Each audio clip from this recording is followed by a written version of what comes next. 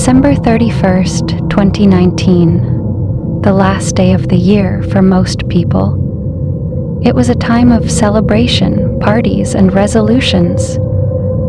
For me, it was just another day, another reminder of what I had lost. My husband Michael had died the year before in a snowstorm. That endless biting wind had taken him from me, and I had lived alone ever since. In a small house tucked away in a quiet corner of Canada. I always spent winters with my parents in Skagway, Alaska. It was our tradition. They had an old, cozy home surrounded by dense woods, the perfect place to escape the harshness of life. But last night, a snowstorm roared through my area, and I found myself trapped inside. The storm rattled the windows and howled like a wild beast outside. I stayed in my bedroom on the first floor, sipping tea and trying to ignore the loneliness that settled over me like the snow outside. Around midnight, a strange sound pierced through the chaos of the storm, the creak of a door opening. My breath caught in my throat. I was certain I had locked all the doors. I tiptoed to my bedroom door and strained to hear over the wind. The sound didn't repeat, but my imagination ran wild. I stayed awake for hours, my ears tuned to every creak and groan of the house.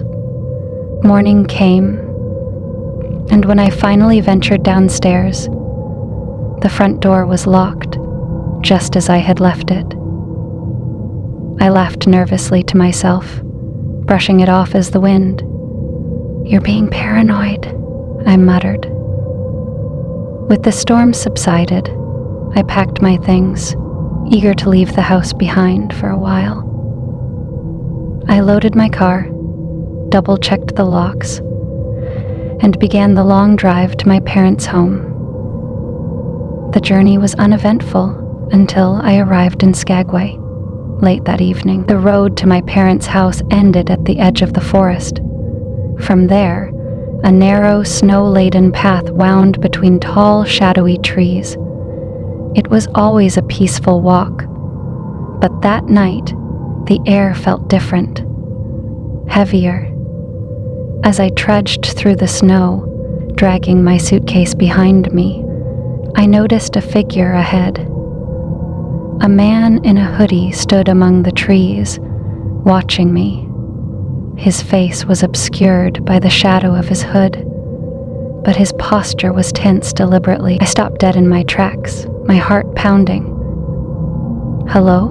I called out, my voice trembling slightly. He didn't respond, just stared.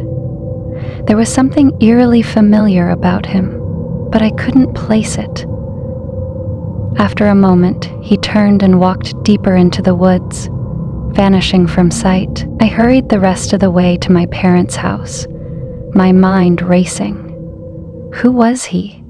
Why did he seem so familiar? For the next few days, I tried to push the memory of the hooded man out of my mind. My parents' house was warm and welcoming, and it felt good to be surrounded by family. But the unease lingered. Then my boss called. "We're facing some unexpected issues," he explained. "I'm sorry, but we need you back. Can you cut your vacation short?" Reluctantly, I packed up and drove back home.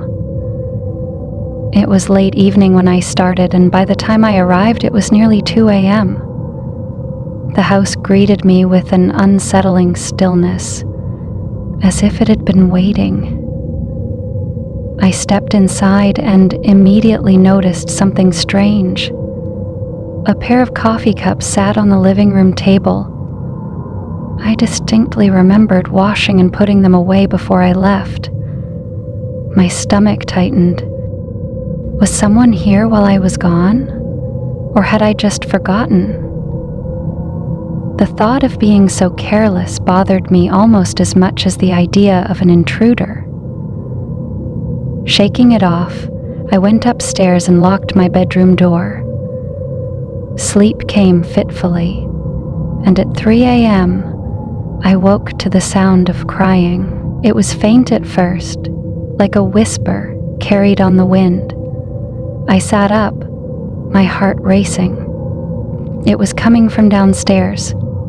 As I strained to listen, the sound grew louder, more distinct.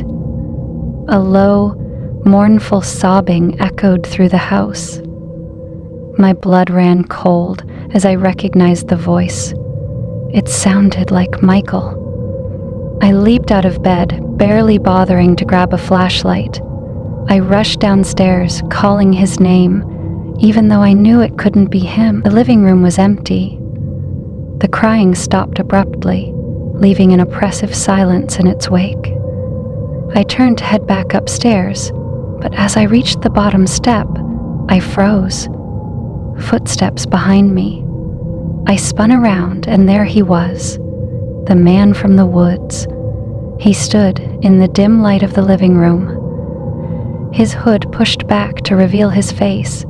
It was Michael, but it wasn't him. His skin was pale, his eyes hollow and unblinking.